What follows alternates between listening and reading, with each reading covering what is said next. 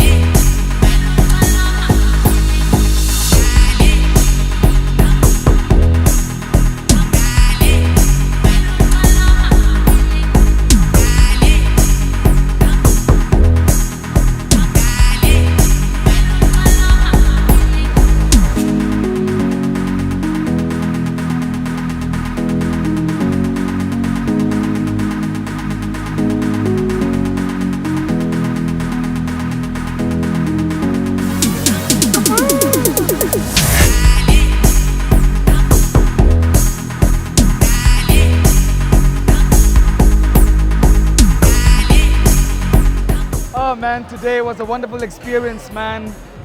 Today we got to reveal all the artwork, all the costumes, all the makeup that will be displayed on the 15th of March.